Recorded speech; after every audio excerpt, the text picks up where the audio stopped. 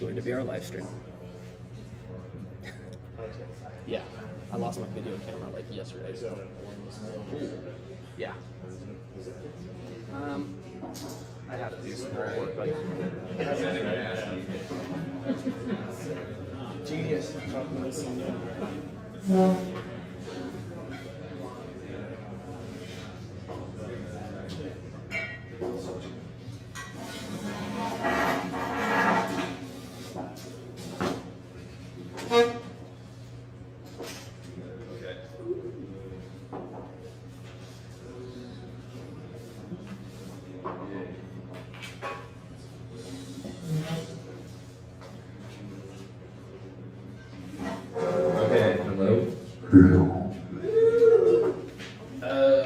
So this talk is called Wall Street Bets Sentiment Trading.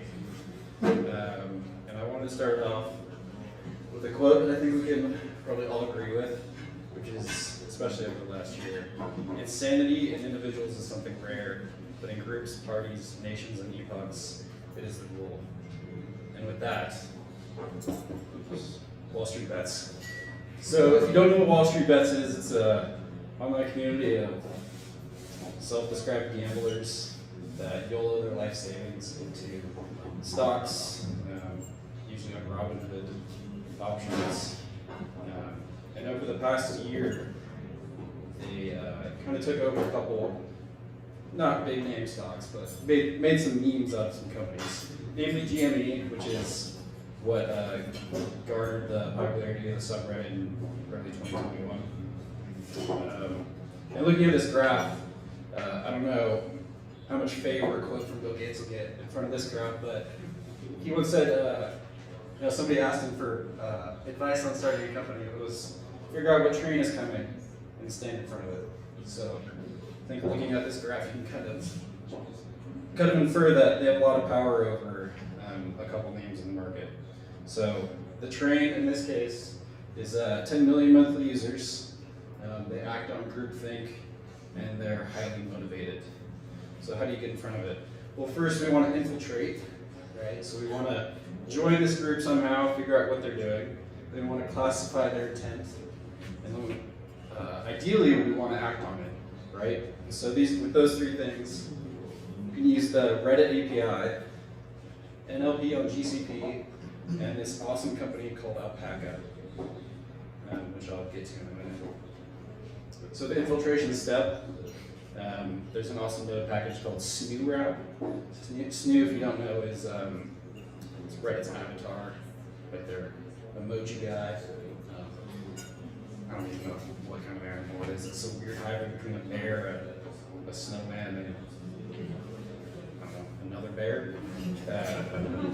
So it's really easy to set up. You just get some credentials. You can get a subreddit object really easily. And then with that, you get the hottest posts, which are the ones that are rising the quickest. Then from those, we can garner the comments.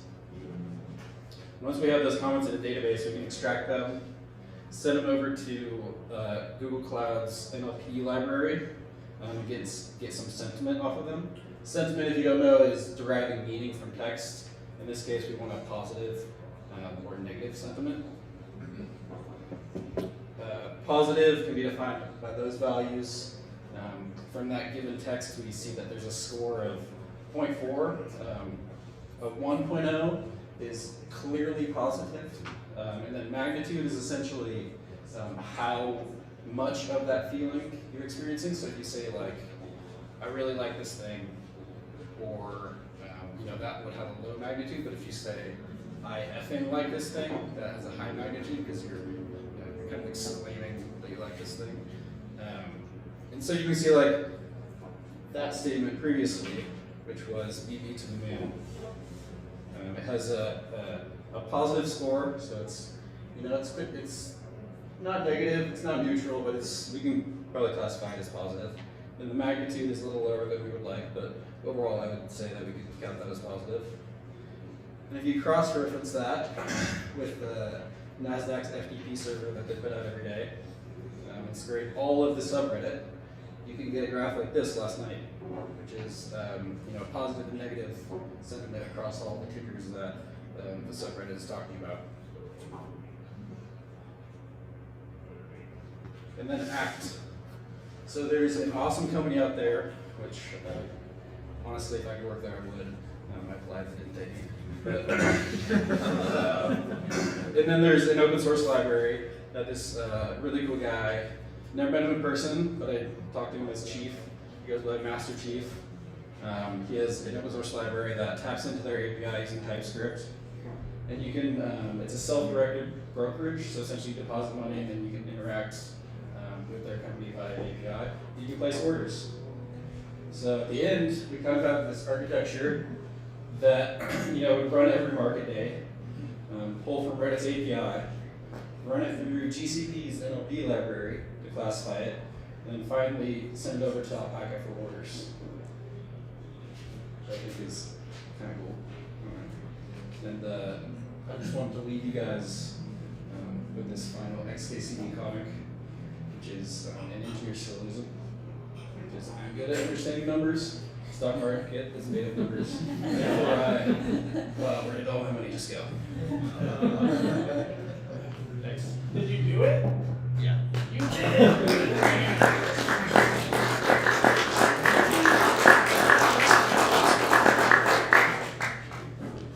Are you rich? No. Are you poor?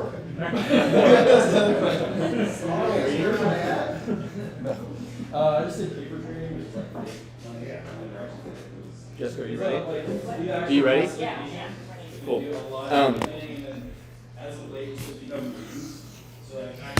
don't know if you. Let me see if this will work.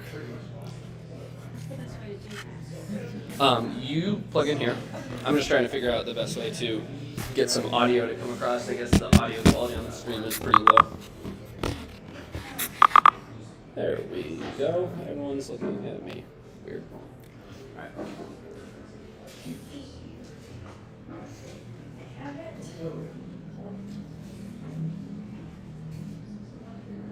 All right, and then we only have 3 presentations tonight, so any questions at the end, shoot them up. These spark discussions. Great. We kind of left some time. Left some time built in for questions, discussions, whatever, and then whatever else we want to do tonight. Cool. Hey everyone, my name is Jessica. Quick intro of myself, so I don't think I've met most of you. Moved to Bend about a year and a half ago, right in the nick of time. I work for a company called Instabase, based out of San Francisco, and I was working for them in New York before I came here, so one of the few remote people there. We do enterprise software, and if you have any friends in San Francisco or New York who are looking for jobs, please send them to me, but unfortunately we aren't hiring more remote people right now. Little nervous because this is my first time presenting in person in a very long time. I feel like I just got the whole Zoom thing down and now we're back to in person, but I have my second monitor here, so I'm ready to go. All right, today we're going to go deep into the window interface, into the most interesting method, I would say, window.open. We're going to learn a lot about this one method today. We have 5 acts here. We're going to start with the first one, the standard. So who has written code like this before? Most people here have written an A tag like this. Who knows what this is going to do when I click this link? Yeah. You open a new window. Yes, it is. Click me to open a new tab. Okay, I couldn't resist the Taylor Swift reference here. It was a blank page, and didn't know if it would sit right with the crowd, but we opened a new page. It has no name. Real quickly, I want to explain the difference between a name and a title. This page, this tab right here, has a title that I've given it, blank page, but that's not the same thing as a name. A name is internal to the tab and isn't displayed anywhere. And we'll get into that more. It's going to be a main point of this. Okay, so we've done that, and here's the next step, the typo. And this is something that really happened to me once and brought me down this rabbit hole. What is the typo on this page? There's no underscore in the target blank. Yes, exactly. Okay, so we're gonna click this new tab link, and it's gonna work. Great, we did what we expected. I'm gonna go about my business, but maybe now I want to open it again in a new tab. I click this. It's actually gonna load that URL in the tab that I just opened. Okay, what's going on here? Time to get into this. The experiment. Now we're going to figure out how this window.open method works. There's actually not a ton of information on the internet about the mechanics and all the edge cases of how this works. So let's start by just naming a new tab 1, and then we're going to open it. And so what we're going to do here is when I click open tab, it's actually going to run window.open, which is the JavaScript way of opening a new tab. So now we've gotten to the window.open part. And we're going to open it with the URL, new tab, and this right here is the new tab name value. So when I click open now, okay, cool. Oh, I'm going to actually zoom out a little bit. 1 second. All right, there we go.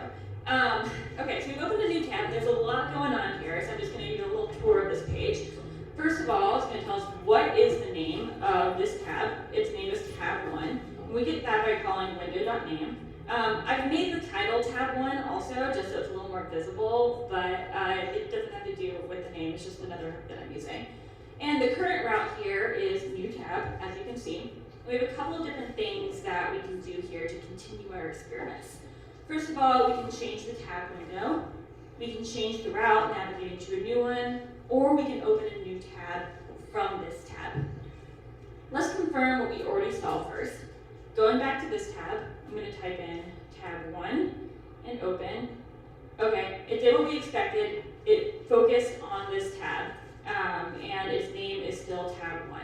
So go back here. The first thing that we found is that running window.open for a tab name that already exists shifts focus to that tab. That's the first simple one. The next thing I want to see is how renaming affects this. Basically, are we storing some sort of instance reference to the tab, or is it really just based on these strings?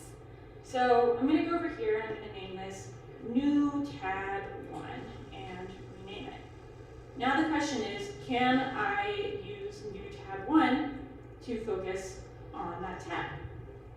Yes, we can. We are able to focus on that tab. And now, if I try to open tab 1, which is what that used to be called, we'll actually get a new tab here. Okay. Oh, and by the way, if you're wondering why the background colors are changing, it's because I got feedback that it was hard to differentiate between all of them, so I made them random background colors. Hope it helps. Okay, so our next finding here is that if I rename a tab and use the old name to try to open it, a new tab will be opened. If I use the new name to try to open it, the same tab will be focused. Great. I'm going to X out of this one and go back to my tab 1. The next thing I want to look at is routes. How do the routes affect this?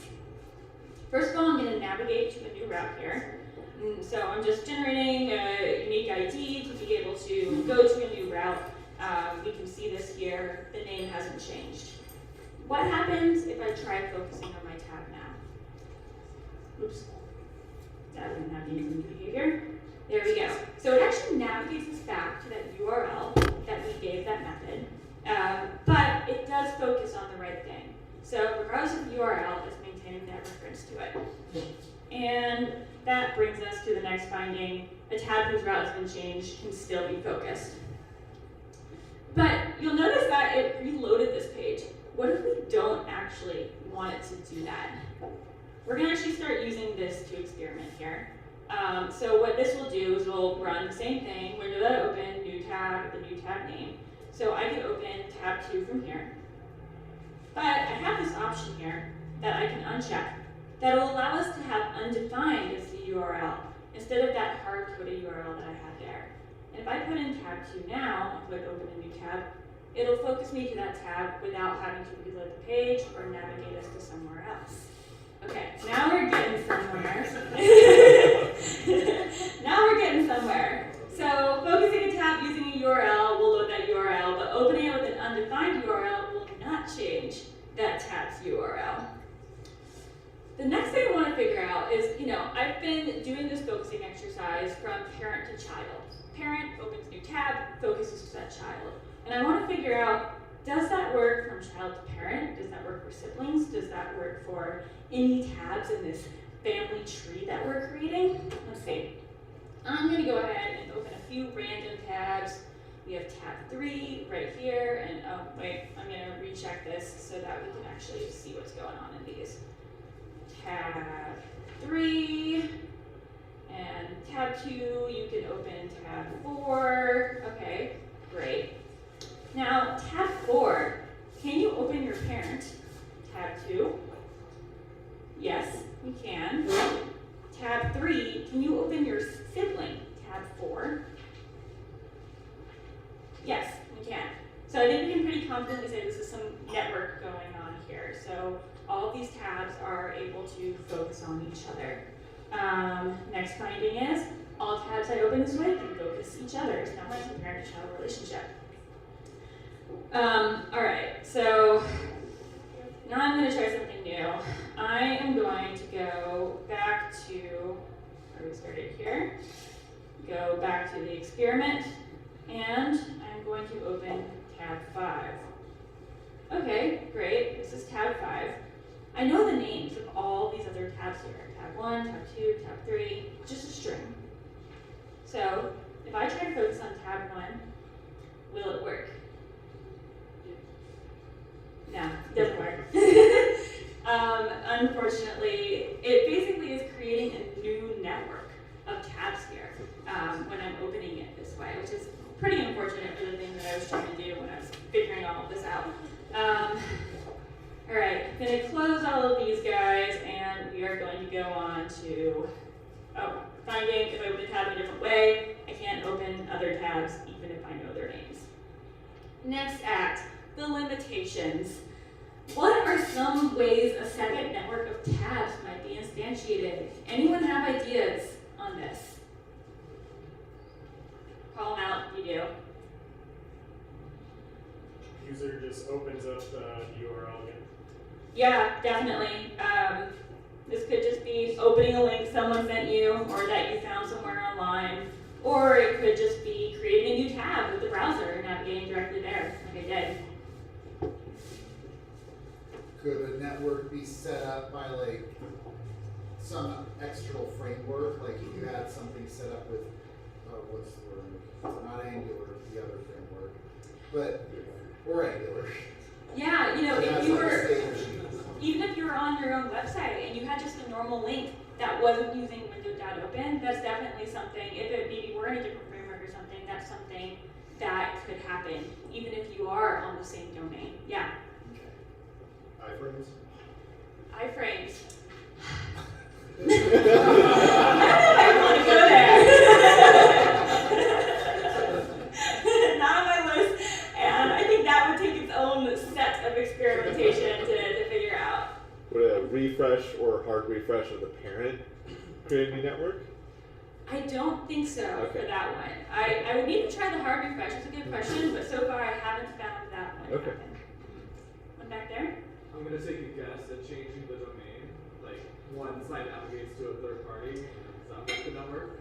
Yeah, that's one definitely. For security reasons, they're not going to let you focus on tabs from another domain, right? Is there some kind of keyword in window.open or something that? Yes, this was the one I hate. Command clicking a link. I do this all the time. I was devastated that this did not work. Yeah? Renaming the parent. Renaming the parent, like changing the parent's name. That one's actually okay. If you do that, it still is able to, if you know the name and the children, you can still access it.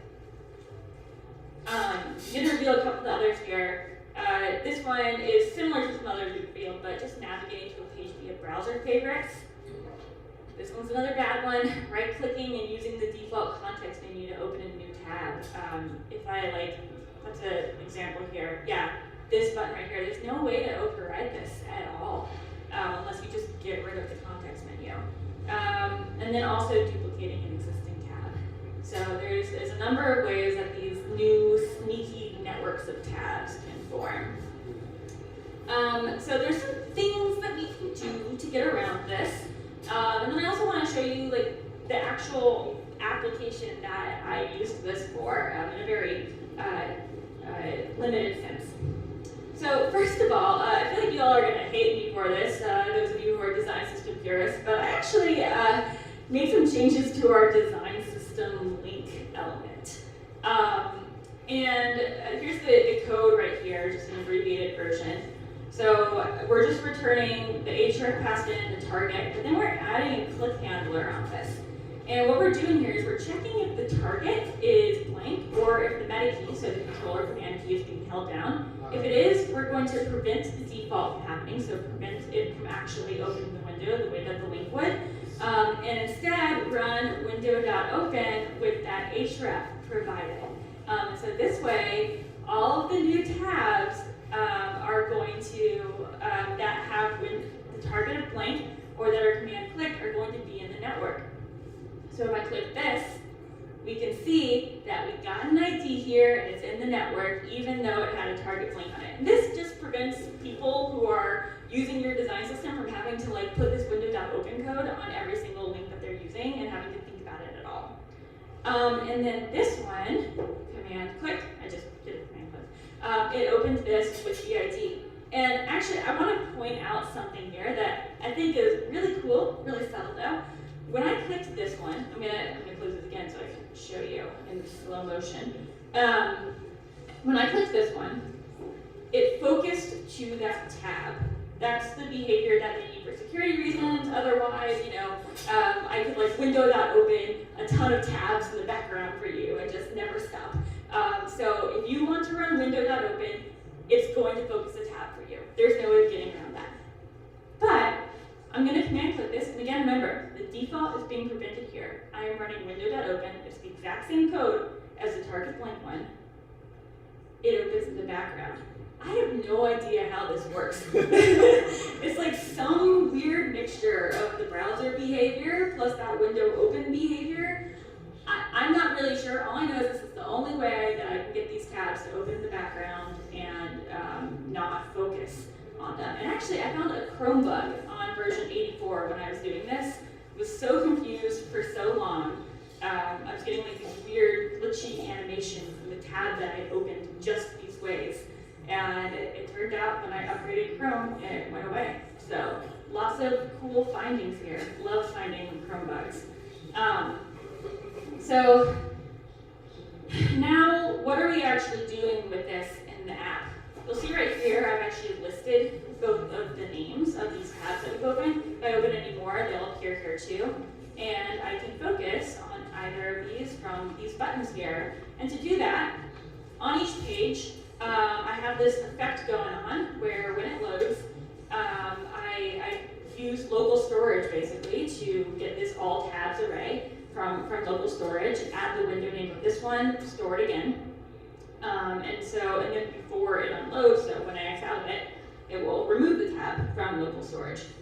And in this page that's tracking it, I have an event listener added to storage that when local storage is updated, I am going to grab that array, set it to local state, and display it here.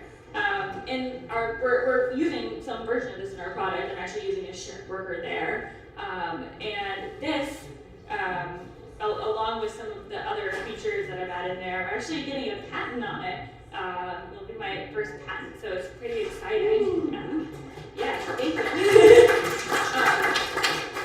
But yeah, this is basically the extent of my knowledge of the window.open, but happy to take any questions now that people may have. Yeah. I'm interested in the use case that drove you to diving into this. If you can talk about it. Yeah, definitely. So the company that I work at, Instabase, we are trying to create an operating system for enterprise, which is a lot of words. But essentially, we have all of these apps right here. And we want to do something very similar to how your dock works down here. So let's say I open up Explorer in a new tab. I can see that it's open over here. All this data is being stored in a shared worker, and I can actually go to the existing tab right here and go to it and navigate between things without having to know what's going on with tabs up here. Very cool. Yeah. Have you looked at studying window.domain and the effects that has on accessibility? Window.domain.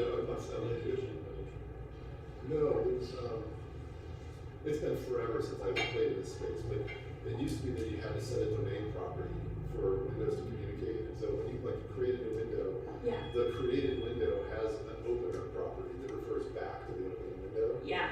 But that only exists if, well, I think it was said at one point that would only exist if both windows explicitly set, I think it's window.domain.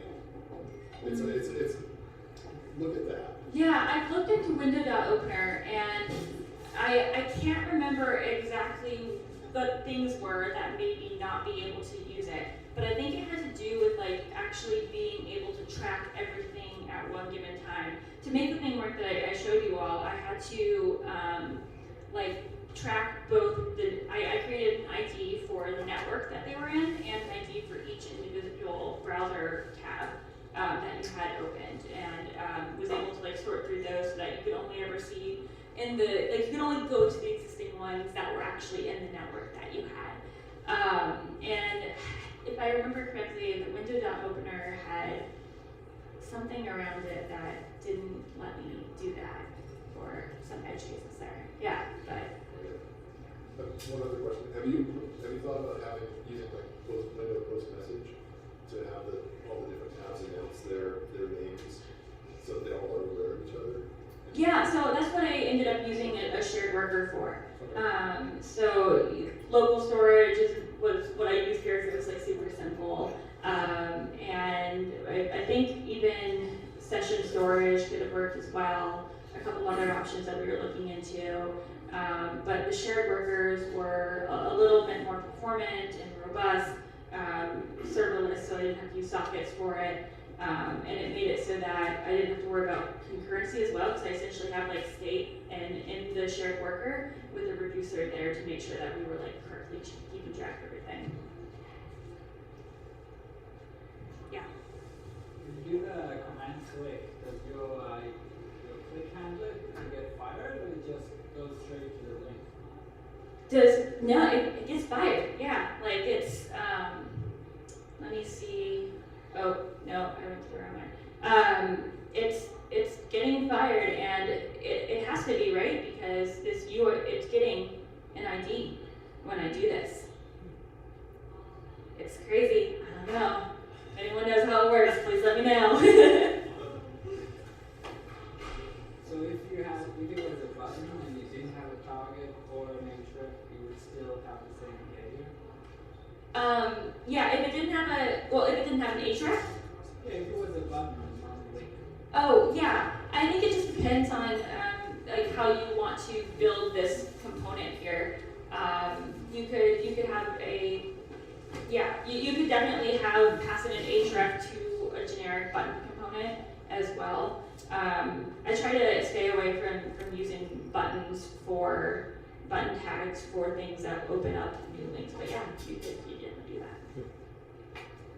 Mm-hmm. My guess with the command click is it's not happening in JavaScript. It might be the browser's own code that is handling the keyboard shortcuts, window management, things like that. Maybe, I don't know. Yeah. Because you may not have access to it, I guess. No, I think there's definitely something. It's definitely something with the browser going on with it, but it's the question of it still opens. Yeah. With the href and with that UUID. So The default command click behavior, if you just do that normally, is open the tab in the background.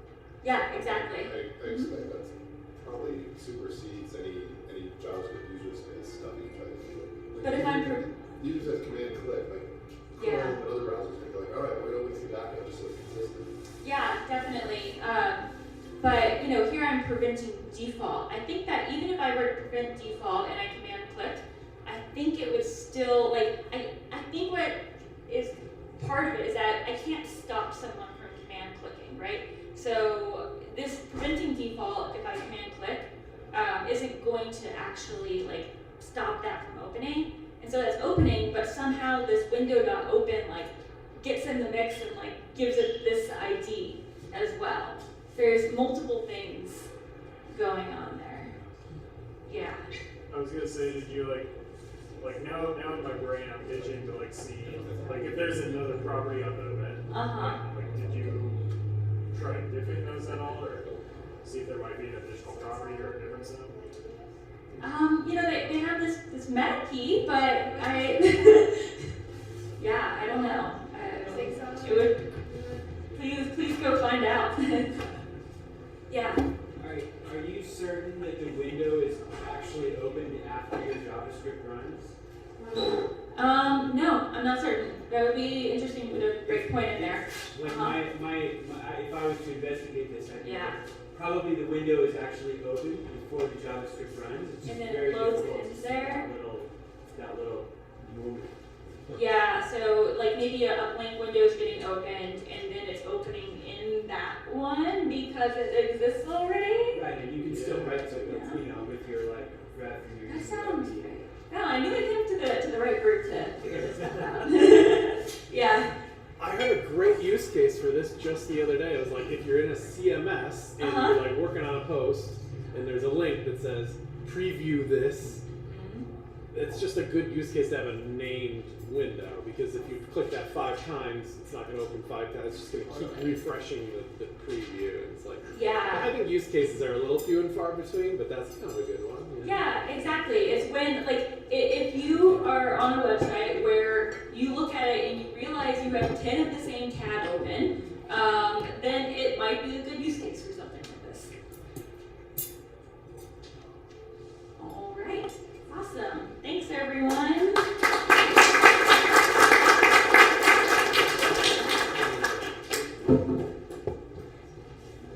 That was awesome. That was a perfect talk. That was really cool.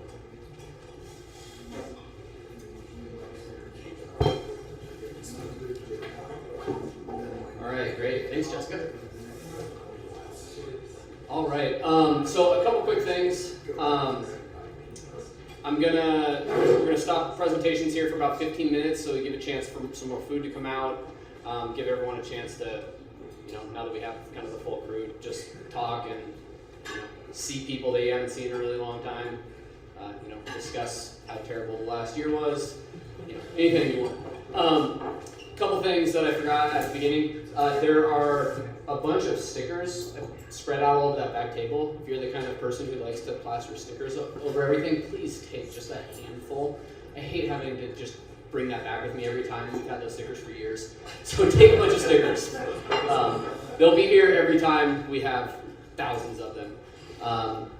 And then, I can't remember if I mentioned it before, but because we have the space every third Tuesday for the rest of the year, we are going to be looking for more speakers. So if you have an idea, whether you've done a talk in the past or not, whether you want to do a 5 or 10 minute talk or a 45-minute talk, doesn't matter. Find me on Slack.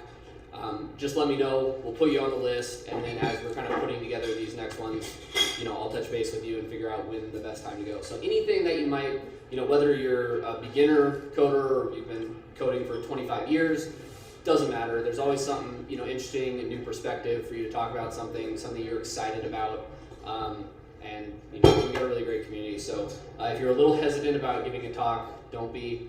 I've never seen a bad talk that we've had in all the time we've been doing this. So 15 minutes, about a 15-minute break for some more food to come out. If you haven't ordered food and you want food, maybe put your hand up and she can come get an order from you. Or if you want another drink or anything, just throw your hand up so she can come get something. But like I said, about 15-minute break, and then we'll do our last presentation.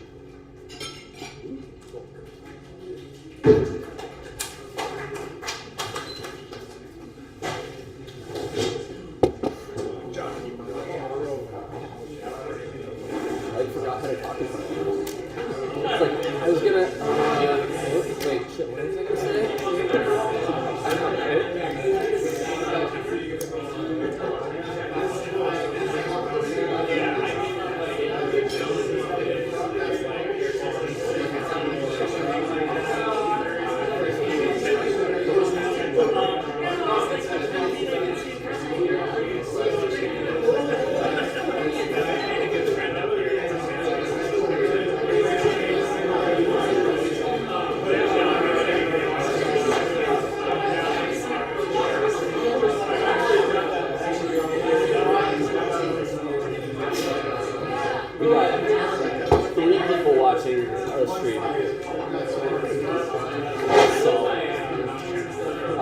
This one guy who's kind of new to the group, he's posted a couple things, Ben or something like that.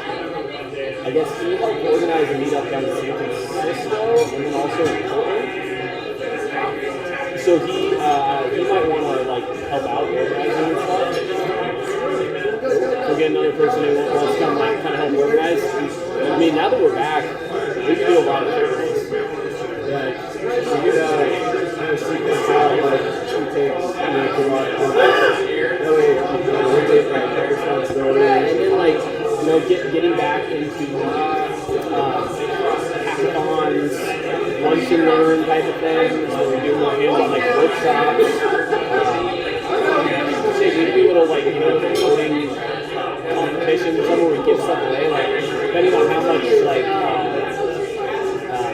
sponsorship and stuff we get. I mean, there's a lot of potential. I didn't work on getting BendJS as a 501c3 so we can actually like accept money and not pay taxes. So at this point, it's like if we accept any money, it's like, oh, this is revenue, we have to pay taxes. We don't pay taxes, we ain't doing anything.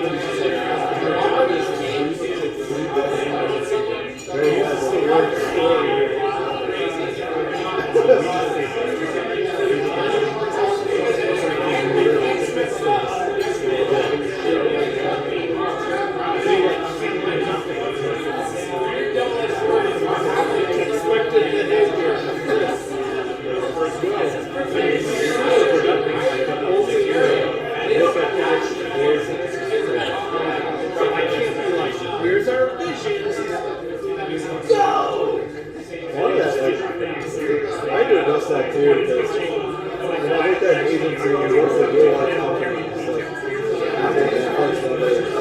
They have such stringent requirements that like, I had to break my habit of like, no, I don't need to get like 2 code reviews in every PR. I don't have to do that anymore. It was almost like I needed permission to do what I always wanted to do, which is like, feel it out, be more autonomous. That's how I like working. But it's hard to break that habit when you're just like, I have to have these approvals in place because everybody else demands it. So it's almost kind of like a culture shock again.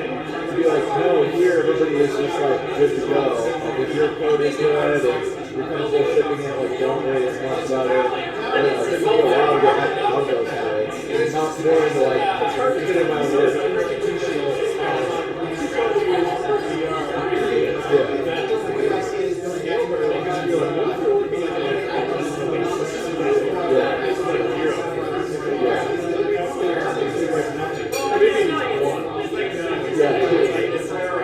If you're prototyping, then but if it's like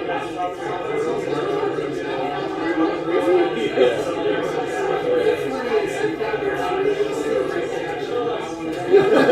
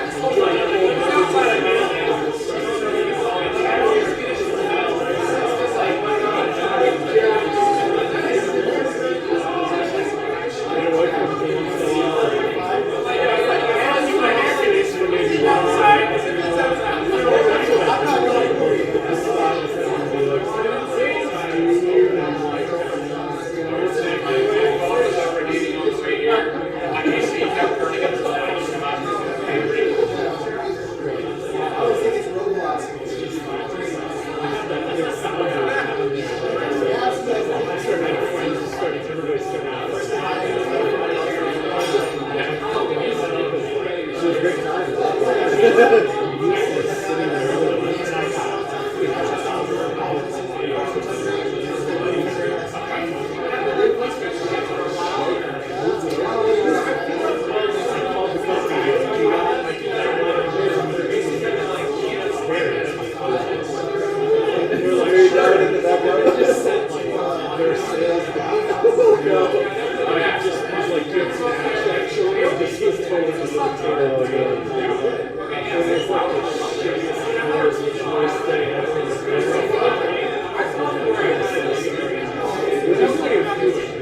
Otherwise, I would have been. With the sound boost, do they circulate air? Or do you get pretty uncomfortable?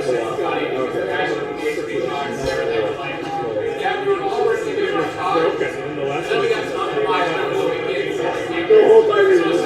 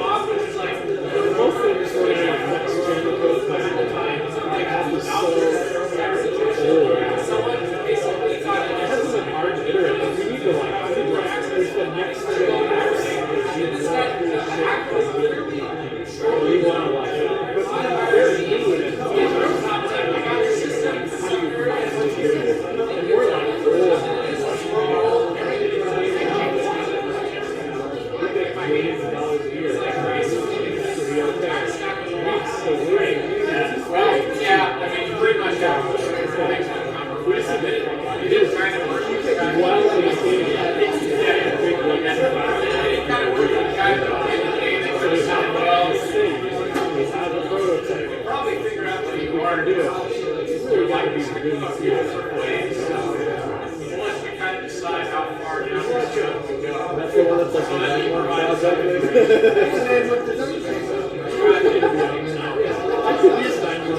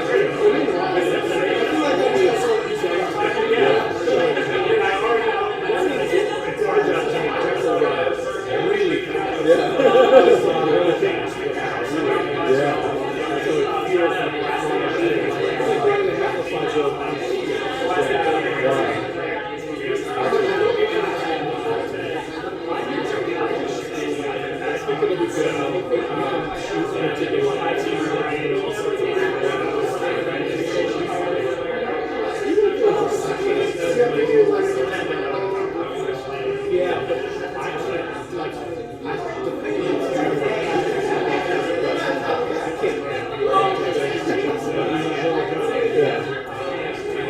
so we're not offer everything.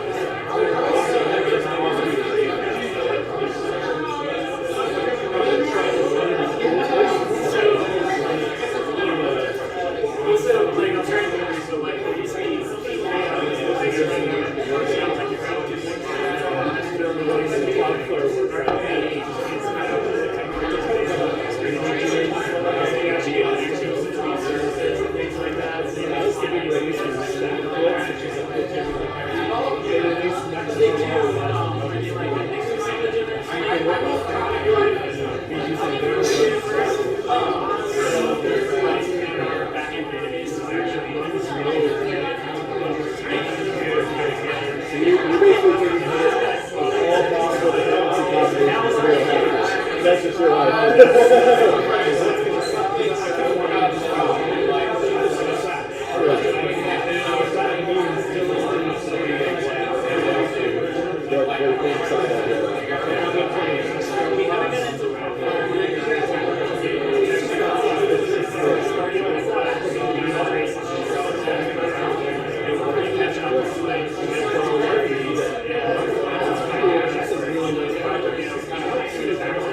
Yeah, it's just like blank slate, living code, template language.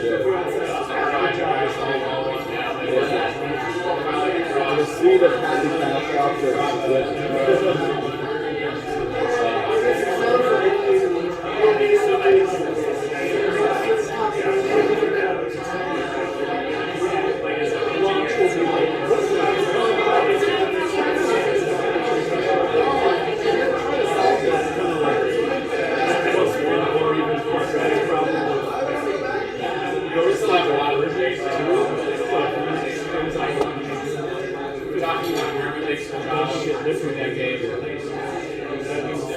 all these plugins that was already everything we have, I don't want it to be like, I'm going to put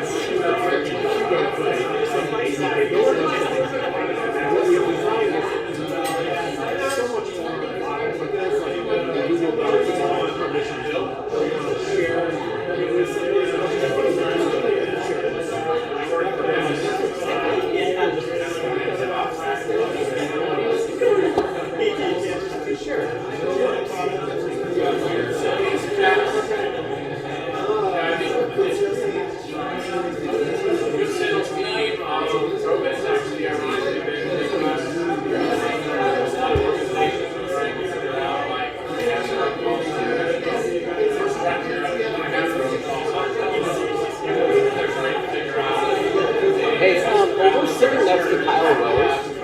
Is that Steven? Yeah. No, is that? He was one of the original guys with Drew and Andrew and Cody and Justin.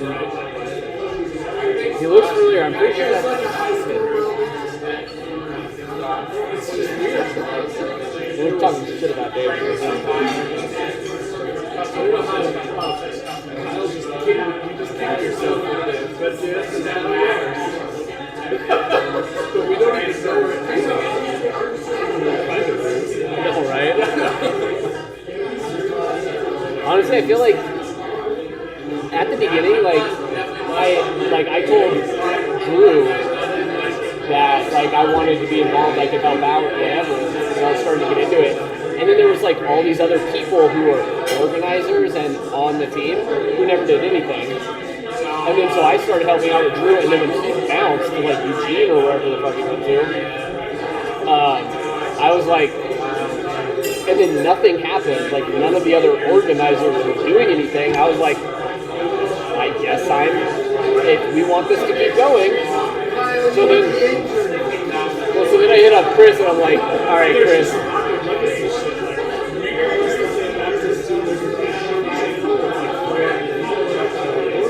Oh, dude, there's like 9 people in the admin channel, and there's like a couple of us that are active. Like, who are all of you?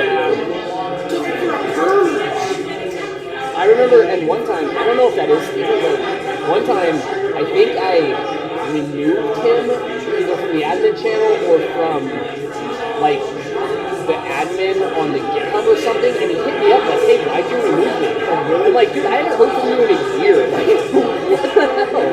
Are you getting this? Like, you're not an admin. Like, I get it, you're the OG, you started this, I appreciate it, but if this was up to you, we wouldn't have a meetup. So, like, sorry, man.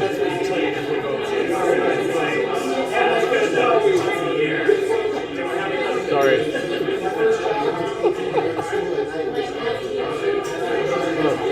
Honestly, this, like, there was a while during that last year that, like, I wanted to do stuff, and I know you were super busy.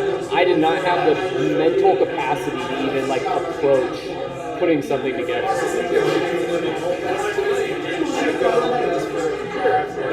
I know. I mean, honestly, this got me my last 2 jobs, and like just doing this. Yeah, got me my last 2 jobs, and like, I mean, and it all started. And Miranda never fails to remind me that it was because of her when I did this, because she trained you, and she's like, hey, you know Chris Quayer? I'm like, yeah. She's like, oh yeah, he's my new client. I'm like, oh, fuck you. And then you were like, hey, come to BendJS. And I came up, and yeah, and then the first time I came, I met you, I met Chris Bailey, I talked to him for a while. I don't know. I saw him like 2 weeks ago out on the trail, just randomly like biking. I was like, oh, hey, what's up? Oh yeah. He sold his company to Airbnb, and like, but yeah, no, I was like,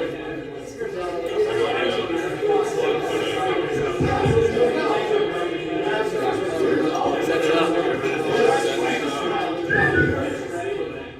Oh wow, that got tentative. Alright, that got quite quick. Yeah.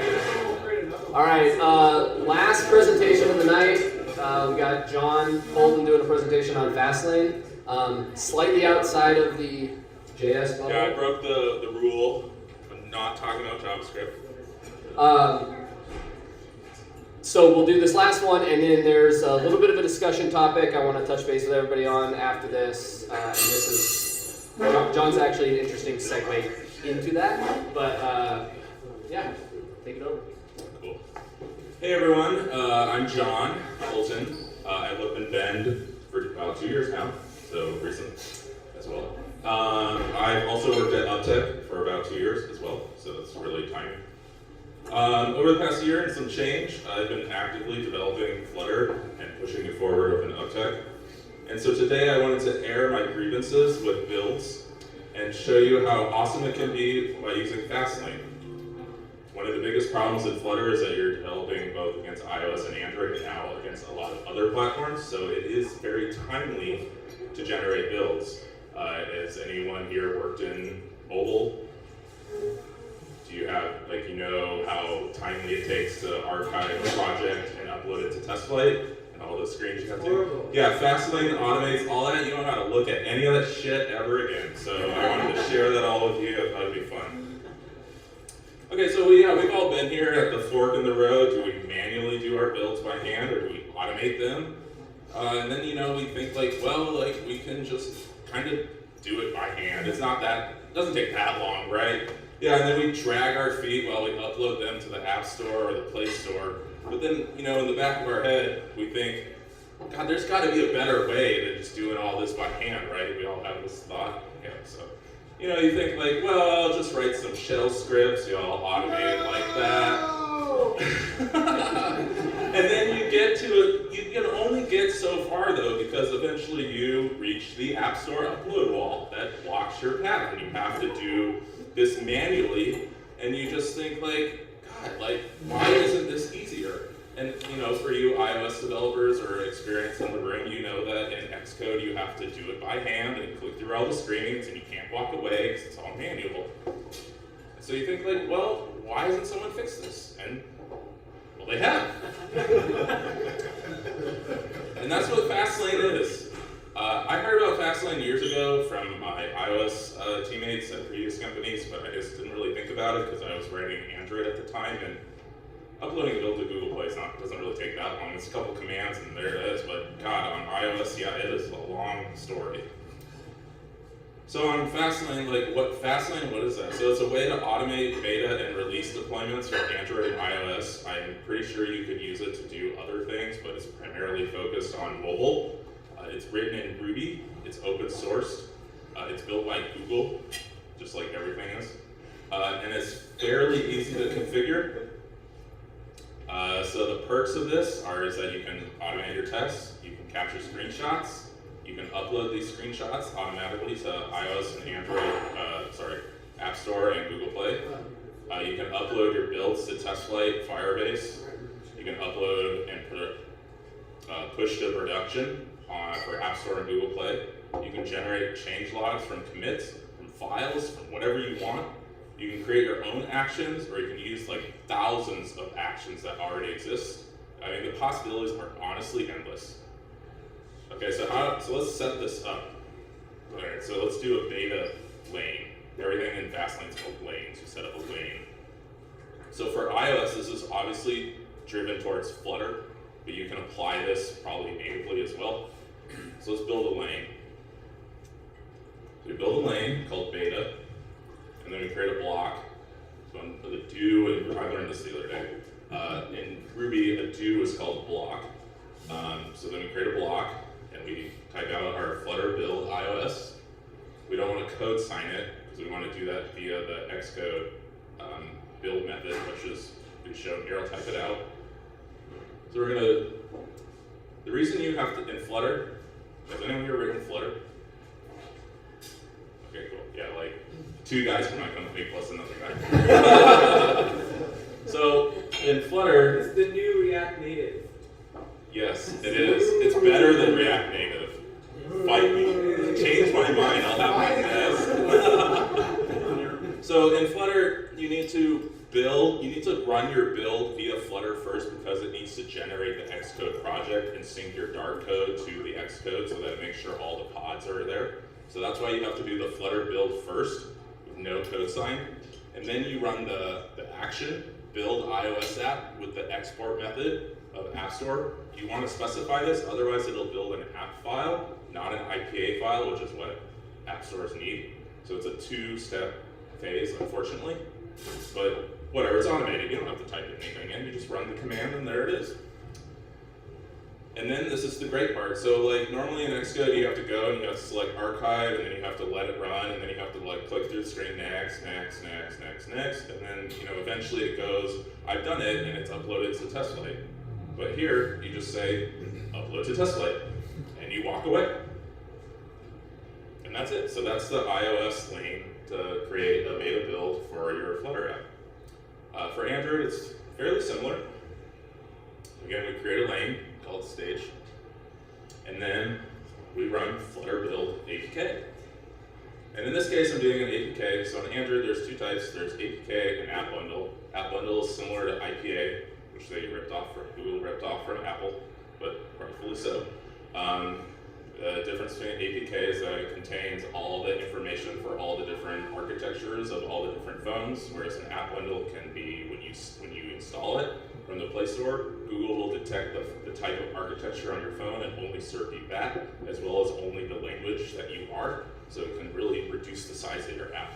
But in this case, since we're doing a stage build, we want to do an APK, so that we don't have to ask all the testers, hey, what architecture do you have? Hey, what architecture do you have? Hey, what architecture? Because these are problems that Android people have to deal with, whereas iOS, you don't have these problems.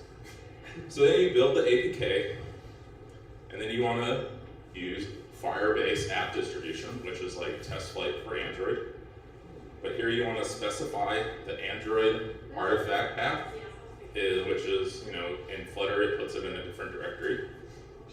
And then you want to specify your app ID. No, this is not my app ID, so don't write it down. And then you want to distribute it to the group called devs, right? Sure. And that's it.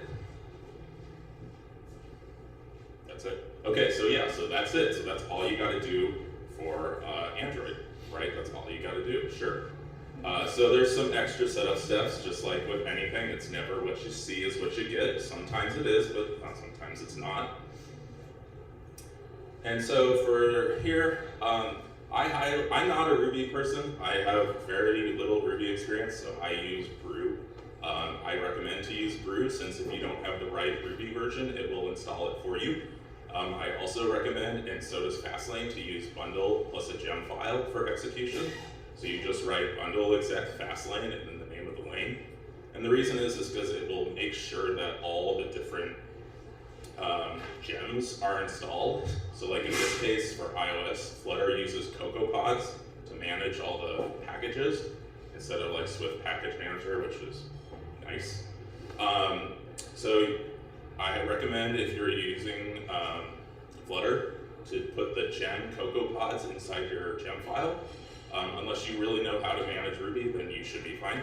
But my problem was that the Ruby version that was installed with when I did the Brew install didn't have a reference to CocoaPods, and so it just gives you this lovely message of just like CocoaPods are broken. And you're like, great. And so the solution is to put gem CocoaPods into the gem file. And for iOS, if you have two-factor authentication turned on for your App Store, you have to create app-specific passwords, which is really easy to do. Apple gives you a nice framework. You just type in the name, like a label, and then it generates you a password. And you can just jam that in right here. Or you can disable two-factor, but no one wants to do that. And then for Android, I recommend that you use a signing config to do your release builds. This is something that you set up inside of the Gradle file. I'm not getting into that here. If you want to know about that, find me after. Where you can like define the release key store and all the passwords and all that, and so that when you build a release build via the Flutter build, it will just auto-sign your application for you. Whereas normally you would have to go into Android Studio, let your fan boot up and take off, and then go through a series of screens as well. So, automation is great, automation. So cool, well, so you have two different lanes, right? But with Fastlane, you have to go into the individual directories to execute the lanes. But again, we don't want to do that. So let's execute all the lanes at once. So yeah, we got a bash script, yeah. And so this is kind of like what I do for my project that I'm on. So we do a Flutter clean to make sure that everything is nice and tidy. Then we do a Flutter pub get. Flutter pub get runs the package fetching. So it fetches pub is what is like the npm of Flutter. So it fetches everything fresh. Then we want to run our tests, right? Write our tests and run them. Make sure they actually succeed, right? Nice bash script here. So if they succeed, then we want to go into the iOS directory, and we want to execute the stage lane for iOS. And then if that succeeds, which we hope it does, we change it to our Android directory, and we execute the Android lane. And then if our tests unfortunately do not succeed, we fail out with a nice error message, and that's it. And hopefully if they do succeed, everything runs successfully, you get to go have a nice coffee and or beer break, and now you live in the fast lane. And that is all I have.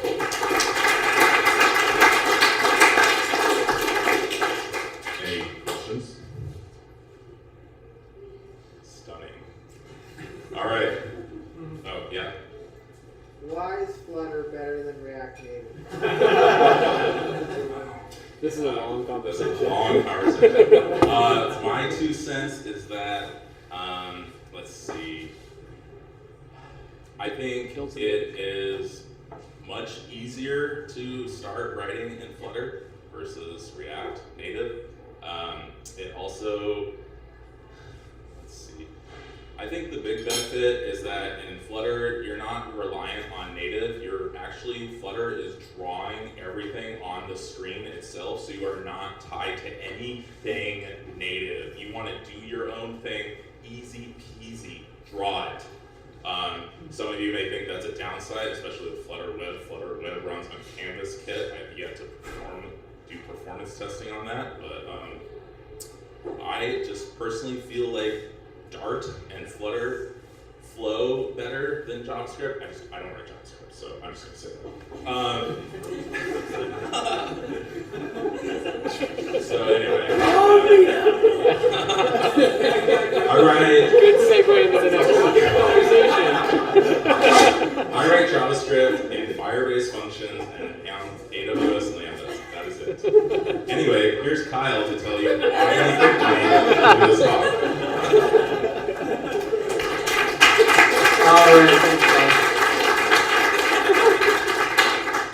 All right, great segue.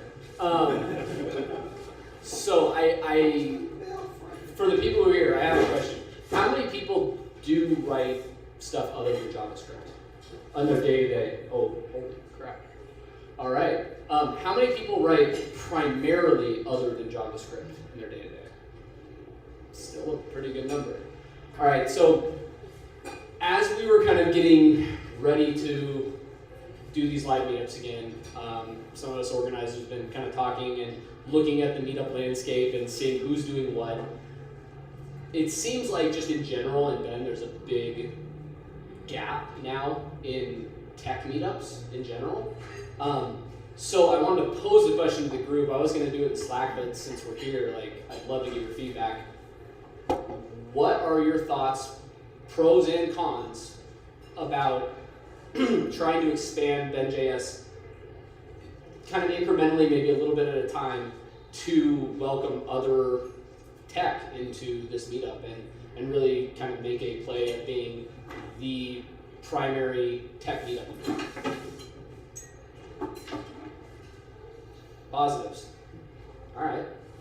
So, I mean, we've had non-JS talks before, even I think one of the last talks before we went on extended hiatus was Yong doing a big Flutter talk. And I know, like you all said, there's a lot of people who work other than JavaScript. So inviting people to do Flutter talks, mobile talks, even things, reliability engineering and Ruby and, all the different tech that might be out there. I mean, even just in web, I know Cody is going crazy about WebAssembly. Posting stuff all the time. So anyone have any issues with that? I'd love to hear some downsides. What are the downsides? I'd love to have both. I really love the talks on JavaScript since it is the primary thing that I'm working in every day. And I'm most interested in that. But I also love the idea of being able to expand it more. So if we can have the best of both worlds, that would be the ideal situation. Perfect, yeah. Any other thoughts? Love to get this open for a discussion. I was gonna say I feel like probably a majority of people here work on just the web, so it seems like I was gonna say WebAssembly, like Rust, whatever. It's at the end of the day, it's maybe JavaScript's the prevailing way right now, but later on maybe it's Flutter. Maybe Flutter's gonna take over. You never know. So it will. Yeah. Just from the back. It will not. Yeah, maybe JavaScript's too narrow, but anything is too broad. Yeah, what's up? Yeah, I agree. What is the middle ground? I mean, just looking at some of the, okay, one second, I got you. Just looking at some of the meetup landscape in town, we have everything from WordPress meetup. There's the Bend Hackers Guild, which seems to be doing nothing, for the last year and a half, and doesn't really seem to have anything on the horizon. There's a couple other ones, and then you go kind of out of left field, like something like Bend Unity meetup. That might be a little far beyond what we're looking for. I mean, where are any ideas where our boundaries are, or how we should start expanding? I mean, the biggest thing is I hate to make decisions for the group without group input. Like, we want to do this for everybody here. So what is going to be the best? I think there's two surfaces here that are interesting, at least to me, which is, as a longtime JavaScript developer, I like sort of deep dives in the JavaScript space because it's a language I know, it's a space I know, and there's there's a wealth of topics to cover that get very esoteric very quickly. And that's true of all these other languages. Yeah. But like when you start talking about Flutter and Ruby, like my eyes glaze over like instantly because it's a space I don't know. And so I think that's I think it's okay to go broad on the non-JS. If we're gonna take this to the next step, I would say go broad on the non-JS stuff, but try and keep things deep in the JS space. At least and recognize that would be sort of the strength or the sweet spot for this group. Absolutely. Because I love learning about what's going on in other languages and like mobile and that's actually really interesting. Come the day I sort of dive into that space, but I'm not there yet.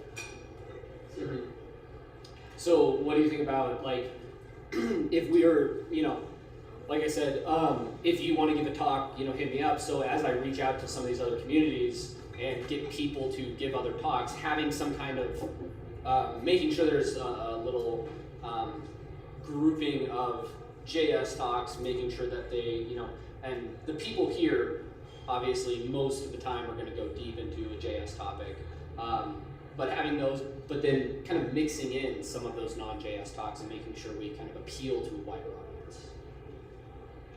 Yeah, I think there's good value in almost like approaches or techniques that are, the language is kind of inconsequential. So like if somebody has like really interesting refactoring techniques or testing techniques that aren't super dependency dependent or language dependent, that can be really useful for people if others have a lot of experience in other languages. So I think that's maybe the kind of thing that would be a nice sampling from other areas that could be really helpful still. For sure. Lon, did you have something? My comment was pretty much word for word for what Rob was saying. But, generally I think that keeping it kind of broad is interesting. Like if someone had some cool thing that Python was doing, I don't know much about Python, but if it wasn't too much like code examples with Python that I had to understand, that would be nice to see. Yeah. But I don't know. I guess just trying to strike a balance between going deep on subject. Because if I was I want to show you this really cool new thing that Backbone is doing, then most people would be like, I don't know what you're talking about. So keeping it kind of general, the general population. Yeah. I mean, so the other option is going broad during these big once a month meetups and then trying to implement at least once a month lunch and learns where we go deep into a given topic, and maybe we can even segment those by topic. You have a JavaScript, some topic JavaScript lunch and learn where you go deep into one topic and you have more of a collaborative experience, and maybe we can get some other people in the community to go deep into, Cody can set up a WebAssembly deep dive. See how many people go. So, I'm coming from where I've been helping host a meetup with my current company for many years. One of the ways that I usually try to counter this sort of thing, it's a reliability engine meetup. So what I'll usually tell people who are people who come talk, I'll say, well, whatever talk you give, know that you're going to be talking to a room primarily of reliability engineers and people similar in the space, interns, managers, etc., people who are there for this general topic. And people have then slanted their talk towards us. we had a great speaker who came over from Twilio, and they gave a great talk about using an IDE to write a bunch of JavaScript stuff, which is generally way out left field for somebody like me who's a reliability engineer. Yet they asked me questions on the side to say, what topics do you think would be more focused for a room of reliability in? And I gave them some ideas, and they added that into their talk. It actually ended up being really well received in that regard. And so just letting speakers know, I mean, we are a growing community, and I see that. And by the way, this is like my first in-person time here. But this was one of the ways that has helped us get a better quality of speakers for that meetup that I have. Perfect. Yeah. John, also feedback on that. I think that there's a lot of topics in all spaces that are of general interest, like like the Wall Street bets. I don't care what you're talking about. Like, that's really interesting. Yeah. Just the phenomenon there. And so, anybody that's knowledgeable in a topical problem space, or or anything that's going on, that's going to be a pretty hard appeal, regardless. Yeah, absolutely. I think the question is how exactly to reach out to some of these communities. I mean, this is internal topic, and something I'm trying to figure out is how to reach out to these communities, because I feel like a lot of people who aren't in the web space necessarily see BendJS and think, okay, I don't want anything to do with it. Like, that's not my space. Kind of like what you said with Ruby or Python or something else or mobile that you're not in every day, that you're kind of glaze over. Like, it could be an interesting topic as on a high level, but because you're not in it every day. So how to take those same people in these other groups and appeal to them enough to maybe come try us out. How many other groups are there out there that are really active? Like, I've looked at meetup.com. I've been part of the meetup scene here for 17 years, or whatever it is now. And it's, they've come and gone, but yeah, there's never been more than like 3 or 4 groups that are actually active and meeting on a regular basis. And that's the issue, is right now we are the only one who's reactive. I think. Okay, but just to clarify, I just try to do that. Good catch.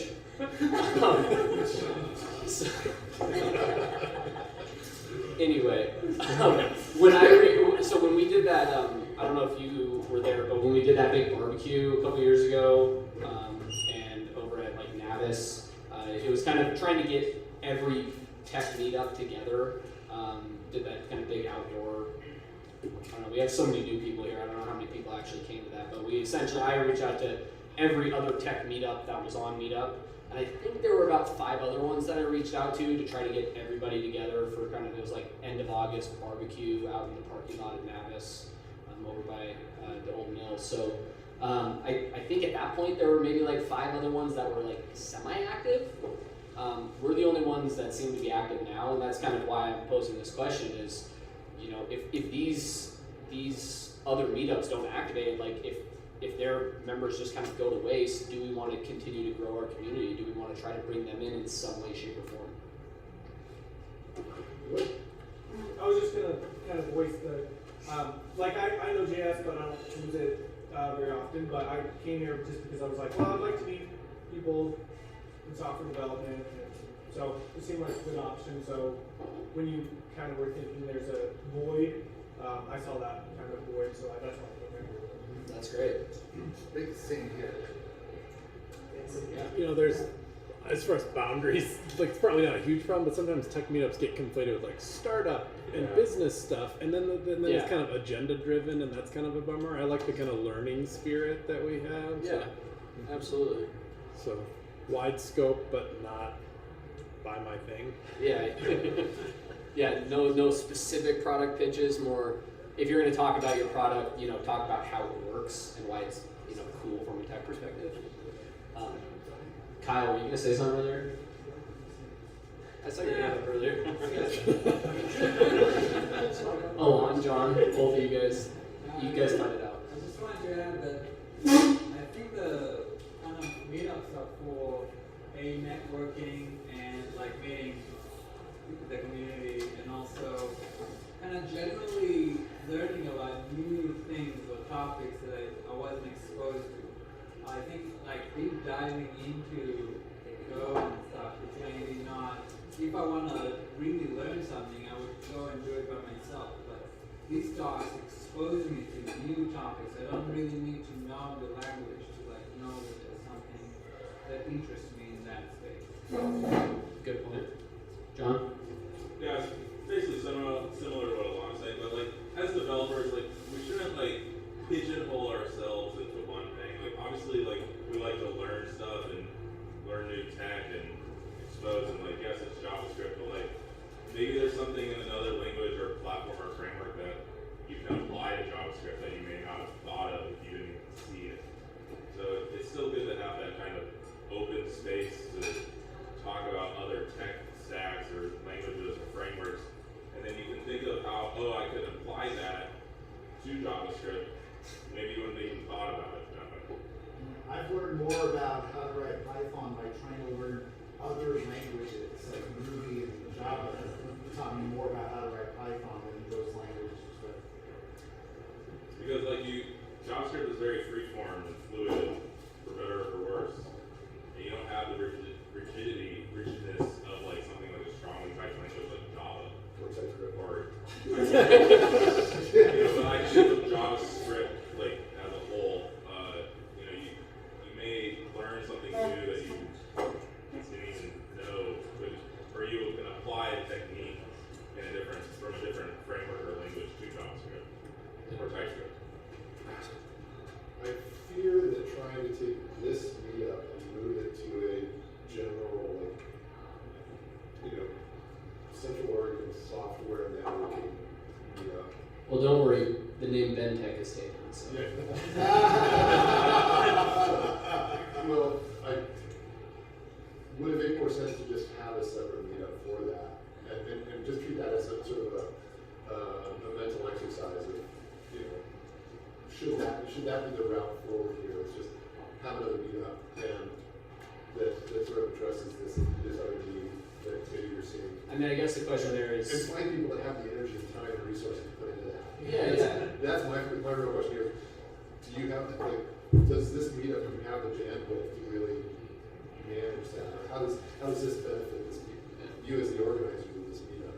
Yeah, I mean, I think bringing people into our current organizational structure, and how we do things, wouldn't necessarily be a stretch. Trying to do something else on top of that for us would be a stretch, and if someone else wanted to take that, that would be great. I guess the question is, if we have these multiple meetups going on, are people's time going to be split?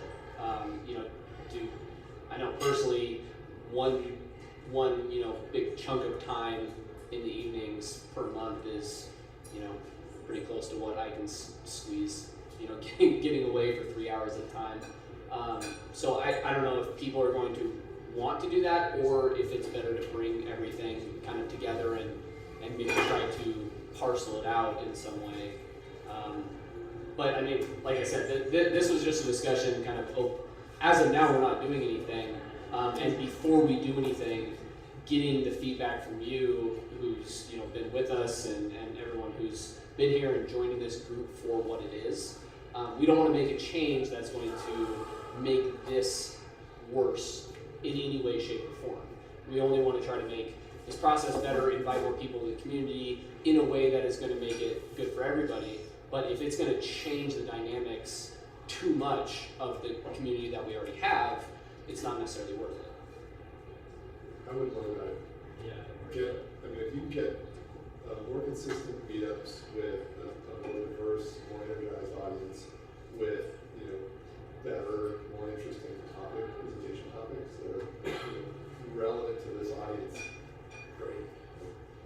That's the hardest thing about meetups around here, is sustaining that energy and keeping it going. So whatever allows you guys to do that, go for it. People signing up for talks. That's what allows us to do. That's really the problem. Then if you can find interesting talk speakers, like wherever you pull this from, go for it. Yeah. Don't worry about the rest of this. I've got quite a few talks that I've already given that have like near zero to do with JavaScript. And I'd be willing to start doing those into that, see if there's interest. Well, let's talk, and like I said, I think we can figure out ways to, like you said about, bringing someone outside of reliability engineering into your meetup, we can talk about how we can customize one of those to this crowd. Cool. Any other thoughts? Great. All right, well, everyone feel free to hang out. If you haven't got your bill, touch base with Courtney. Can we do a survey of how many people are new to the area? Yeah, absolutely. Define new. Well, okay, so first question, how many people are new to Bend, just in general, within the last 6 months, 8 months? Great. How many people is this the first time to BendJS? Oh, wow. Nice. Well, thank you everyone for coming. Is everybody here on the Slack channel? On the what? Slack channel. If you're not on the Slack channel, come find me afterwards, and I will get your email, get you signed up. There's a lot of just general discussion. What's Slack? All right, you go home. Is that kind of like Fire State? Yeah, exactly. Cool. Well, yeah, that's about it. It's So- Flutter, but useful. Yeah, exactly. Yeah, that's about it for us tonight. Thanks everyone for coming. Third Tuesday, I don't know what the date is right now. I haven't looked it up, but third Tuesday of July, we have the space again, 6 to 8. We will come up with something. Someone messaged me about a talk that they want to give, something interesting. Whether you're a first time talk giver or super experienced, or new to code and you're just learning something and it's super interesting, or you want to go deep on something. Robert, you got anything cool you're working on? High power rocketry and JavaScript. I mean, cool. Sure. Yeah, let's do it. July 20th. July 20th? Yeah. All right, July 20th. We are here in this space again, and we're doing it every single month. We have the space definitely booked out for the rest of the year, and we'll work on making sure it's all next year as well. We're going to keep this community growing, and just bottom line is any ideas you guys have, find me on Slack. It's just Kyle, at Kyle. I'm always open to ideas. People want to help with something. You want to give talks. You have ideas for what we can do better. You want to host a lunch and learn. You want to host a hackathon. Anything. This is definitely not a top-down hierarchy. We don't want to come up with everything and try to dictate what we're doing to the group. If you think that there's something cool that we could do as a community and you want to get involved, please let me know. All right, with that, keep drinking. I think we have this space for a while, and keep drinking, keep eating, or settle up if you're all done, and we will see you in a month.